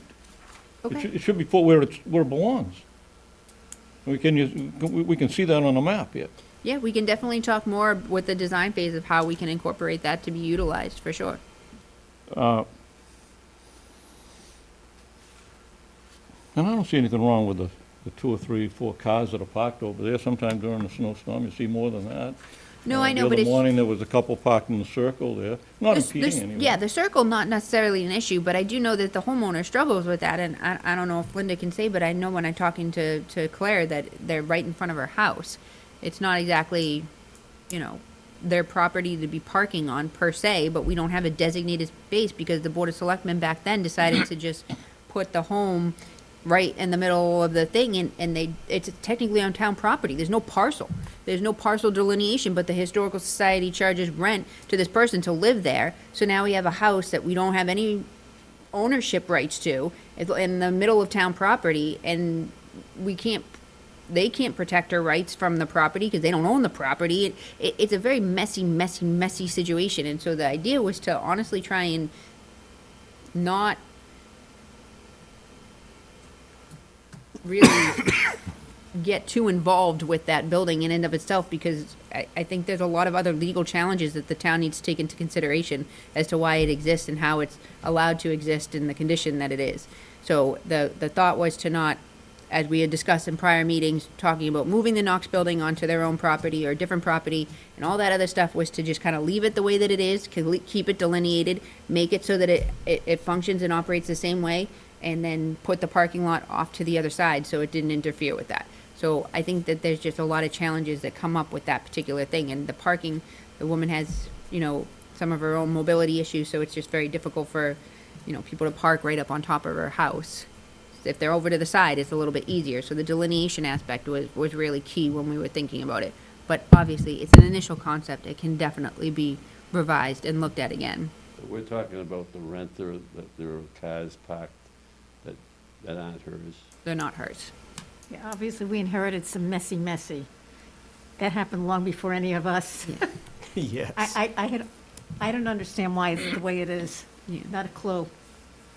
What if we moved the soccer field down? Since we all love the Pines, we could move the soccer field down there and No then room. sell Shanahan Park. Just a That thought. was We brought got a up- utility field that's never used. Yeah, no, that was brought up before, but the soccer people are definitely enamored by Shanahan. You know, they don't, I don't think they want to give that up. I think that it's a great recreational area for the town, and it allows the town to utilize the space that comes off of the river, and it provides another area for recreational opportunity that is overcrowded when you get down to the Pines. When you talk about the Pentucket lacrosse, when you talk about Pentucket youth football, when you talk about varying other sports leagues that utilize the utility field down there, it offers another area for people to take advantage of, because the sports leagues are only going to grow, and if the Groveland becomes more of an attraction for the Pentucket youth leagues to play here, then they should have the ability to utilize the amenities that we have without selling it off. Especially at waterfront property like that, it's very, With a lot of money. it offers us a lot of opportunity too, for the town to decide when the town is ready. 550,000 is a lot, It's a lot. especially in this trying budget year, which is the hardest budget year we've faced in 20 years. So I'm kind of overreacting on the 550 or the 500 and how expensive. I could get those 8 trees cut down for half the cost. Because they're drops. They're not, there's no crane needed. But anyway, it's just a tough, I mean, we've got $1.5 million in recreation this year. That's a record break. That's a real record. It Well, is. part of the reason, Jim, though, is because we've never had a focus on recreation. Now Yeah. with our new town administrator, who's a good planner, she decided to come up with multiple plans to specifically address recreation, particularly at the Pines. I don't think at the Pines there were always these partial plans, but we never were really looking at the big picture on all, you know, addressing recreation for as many people as possible with tennis and pickleball and young children, dog park, et cetera. And so a lot of that's coming to its fruition this year. Mike, could you point out on the map where the 8th tree is? I can count 7 trees that need to be taken down, this proposal, but I don't see where the other one is. The 8th tree on which one? On On the this map right here. It's towards the Shanahan? front. If you count around the circle, you count the first one that comes up. The One. one, that first one on the left? Yep. If you count that, 1, 2, 3, 4, 5, Why would that 6, have to come 7. down? So I see 7, I think you're sure you're not talking to on the right here? and then the one down there for the 8. I don't know which ones were planted though, but I can count 8 trees around the circle. The ones up in the back, there's 7 of them that look like they've been planted, and I think there must be one down to the right of that, as you go in that circle. I Yeah, think as you there's go a, in the, as you go in the circle on the right-hand side, of that circle, just to the left of that, there's a tree. but I think there's a lot to be said about the fact that, you know, a lot of residents has said over multiple different, you know, projects that, you know, they don't want to see large-scale development. They don't want to see, you know, like a lot of commercial and retail and restaurants. I mean, we've struggled to get industry here in Groveland and create a destination. But people also don't want to go to their neighboring town to experience Groveland, and they want to work, live, and play here. And one of the things that we're able to give them are these recreational amenities through the use of CPA funds that they currently are not getting. And it's not buying land, and it's not doing all these other things. It's something that people can actually physically, tangibly have, and makes their lives a little bit easier in order to bring their kids to softball, bring their kids to soccer, bring their kids anywhere, or to enjoy these types of things that they should have a right to access. I think that I would appreciate if we don't have to say you're gonna cut any trees down there, because we're proposing a tree preservation project, and then on another project, we're saying, well, we're gonna cut these trees down. It doesn't quite fit. And I think that if, you know, someone designed it, there's certainly a way to design that parking lot around the trees. Agreed. I'm not worried about making sure that we preserve the trees. Yeah, yeah. All right. So, we've gone through all the projects, and if you don't want to meet again, then we should vote recommendations tonight. Are we willing to vote recommendations tonight? Yeah, yeah, okay, all right. So we'll go through them in order that is on here in this handout. So, the first one is the all-terrain vehicle for the Groveland Community Trail, requesting $10,645.55. I'll make a motion that we approve that.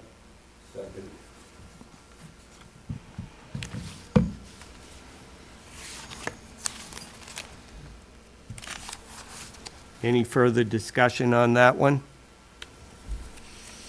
I like that one's got, you know, that we're not paying the majority of the cost. We're only paying about 20%, which is nice.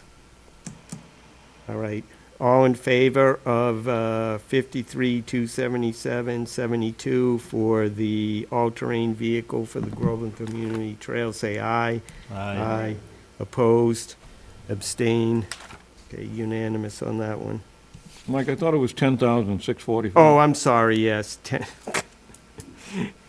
So let's take another vote. Sorry, we'll amend that to say $10,645.55. All in favor? Aye. Sorry about that. Okay, the next one is the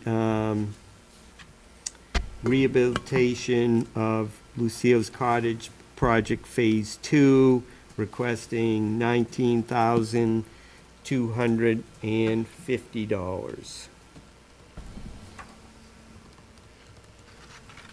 Okay. Is there a motion on this one? I'll make a motion to do the rehabilitation of Lucille's Cottage, Phase 2, in the amount of $19,250. 250. Yeah. I'll second that. Any further discussion on this one? All right. Hearing none, then we'll take a vote. Yeah, all right. So we'll take a vote on this one. I'm sorry, from now on, we'll raise our hands just so that it's clearer. So, all in favor of the rehabilitation at Lucille's Cottage Phase 2 for $19,250, raise your hand. Opposed? Okay. That passes 3-2. The next one is the visioning and feasibility plan for VZ Memorial Park to address the future of VZ at $20,000. Is there a motion on this one?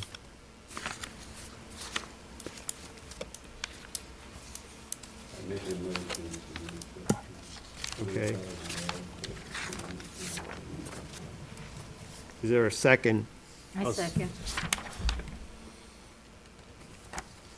Any further discussion on this one? Okay, hearing none. All in favor, raise your hand. Okay, unanimous.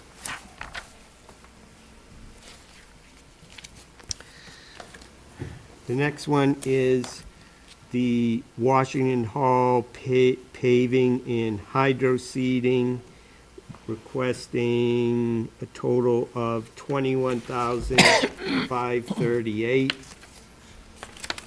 Motion to approve.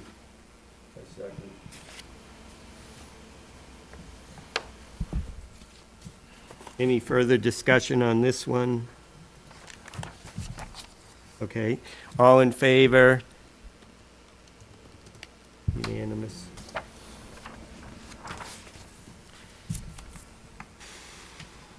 Next one is the Cemetery Monument Restoration Project requesting $32,000. Motion to approve. Second.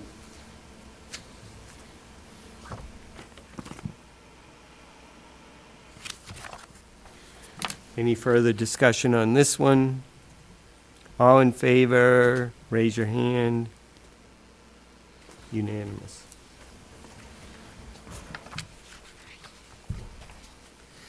Next one is the basketball court restoration, reconstruction at Washington Park, requesting $44,395.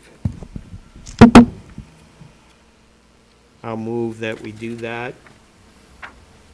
Second. Second. Ed. Any further discussion on this one? Okay, seeing none, then we'll take a vote. All in favor of the basketball court at Washington Park, raise your hand. 44,395. Yep.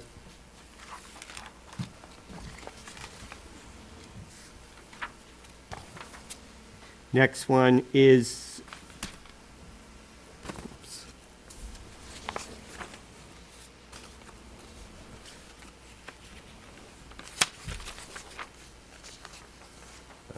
Yes. The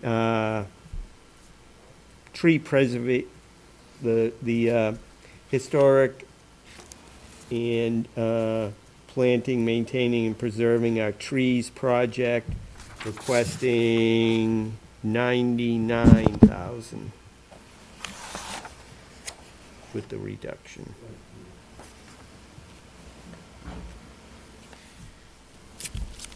Is there a motion on this one? I'll make a motion. Okay. Approve.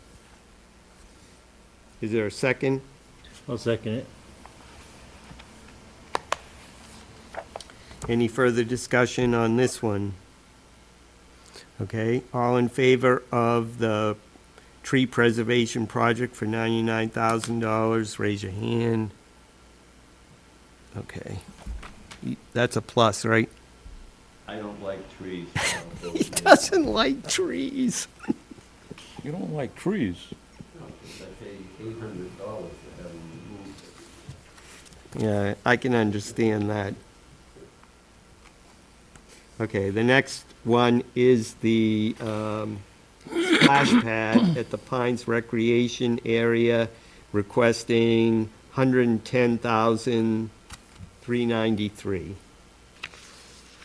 I'll make a motion for the splash pad at the Pines Recreation Area in the amount of $110,393. Is there a second on that? I'll second it. Any further discussion on this one? All right, all in favor of the $110,393 for the splash pad at Pines Recreation Area? Unanimous?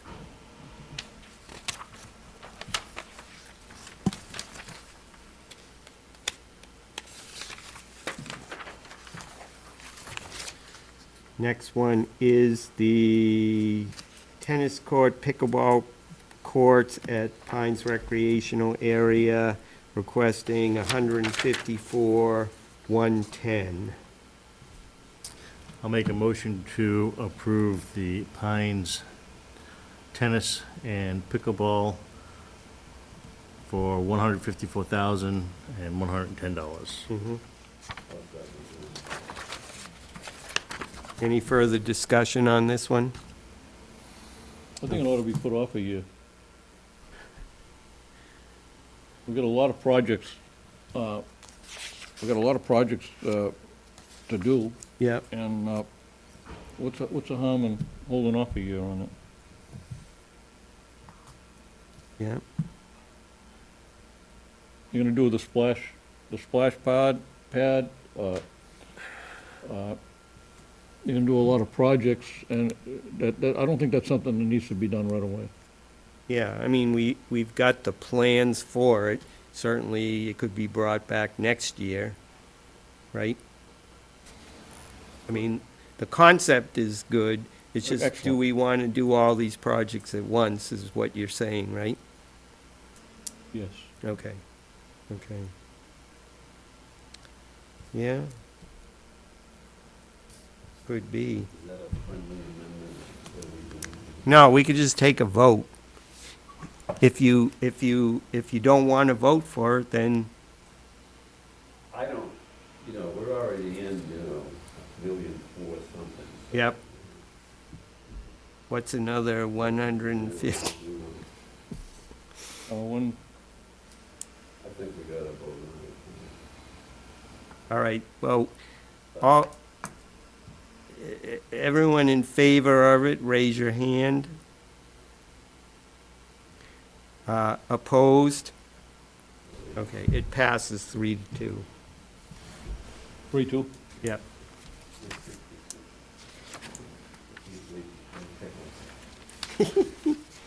Oh, I'd love to see that. We all might be able to.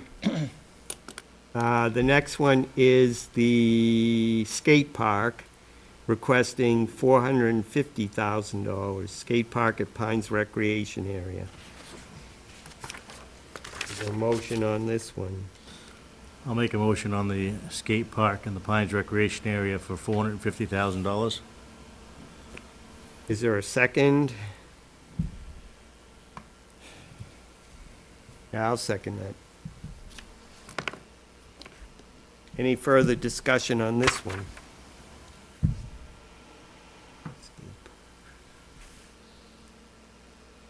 All right.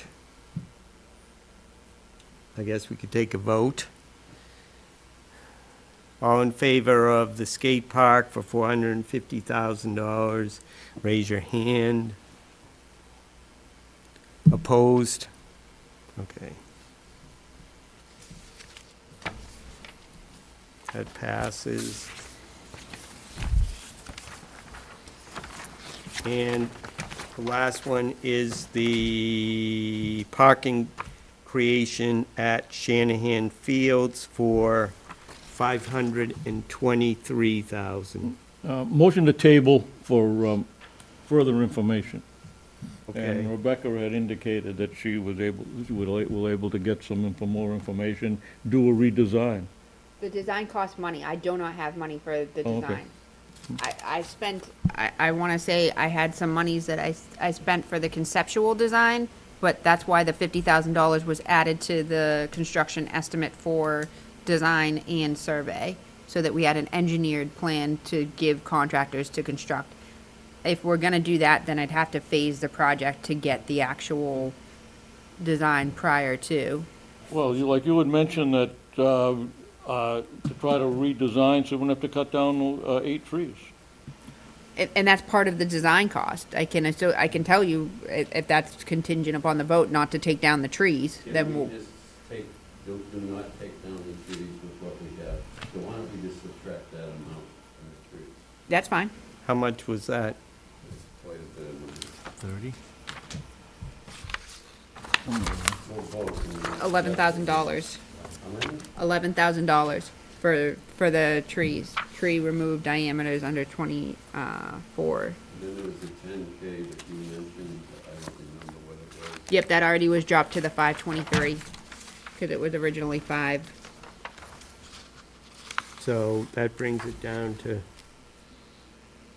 512. Yeah. Well, then there's the lighting is an option, right? Yep, you can reduce the lighting. Another 30,000. To get this under 500,000, it would be more palatable. There you go. Take out the lighting. There's a pole on the street that doesn't have a light on it, so you can put a light on that. So there's ways to be creative. We don't have lighting down here at the Almighty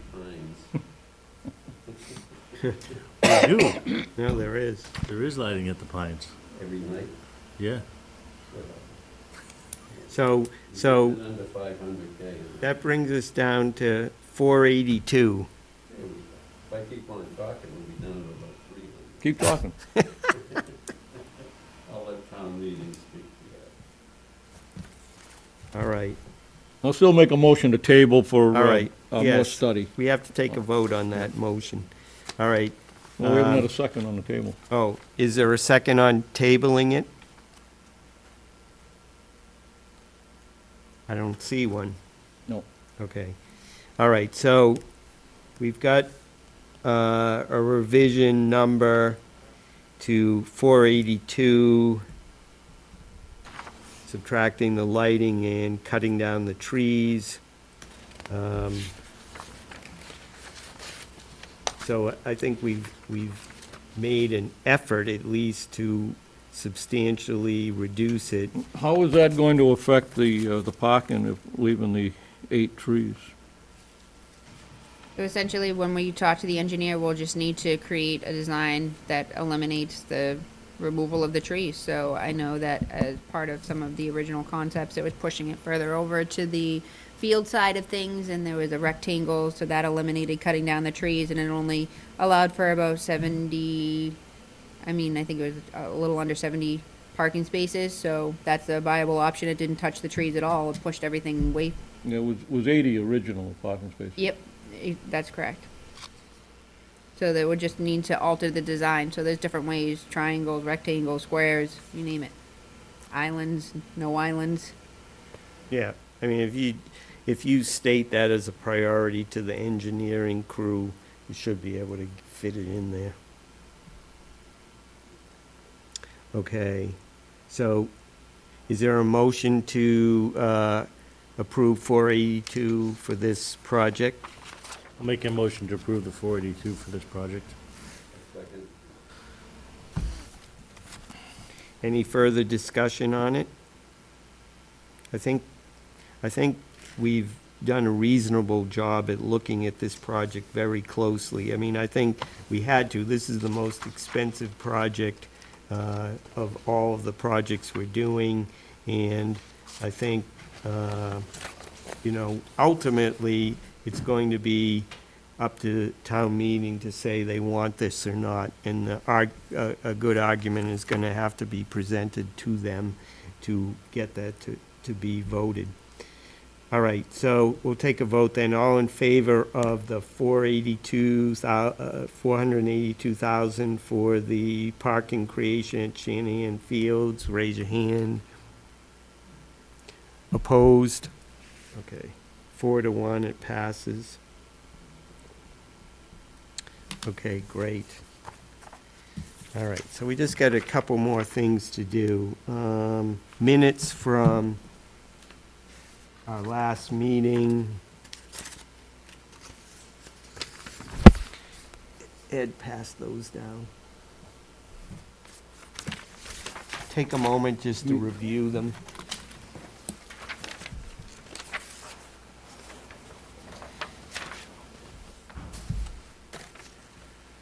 Mike, on, no, never mind.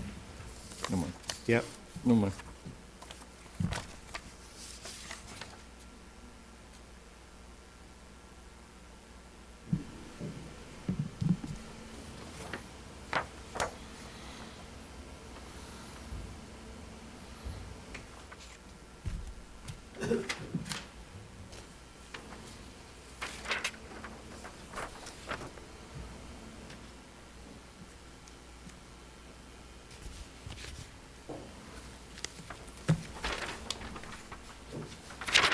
Is there a motion on the minutes?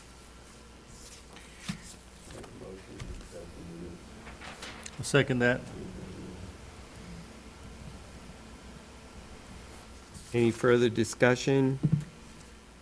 All in favor of accepting the minutes of January 9th, 2023 as submitted, say aye. Aye.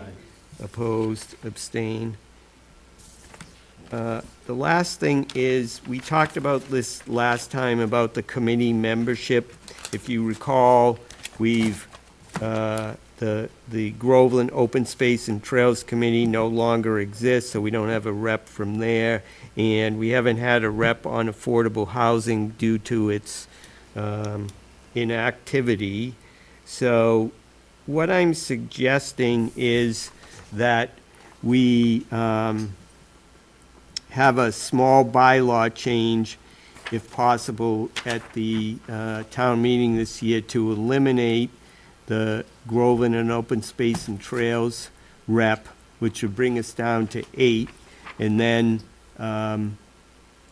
try to working with the town administrator to try to revitalize the Affordable Housing Committee. Since the last time we said that, you know, we know that we have a hard time getting affordable housing, and it really should be addressed by somebody who's passionate enough about it to do something about it. So at least we would eliminate one person, one representative that no longer exists from our committee membership. So does everyone think that's okay? Okay? Yep. Yep, I think all that's right. a good solution.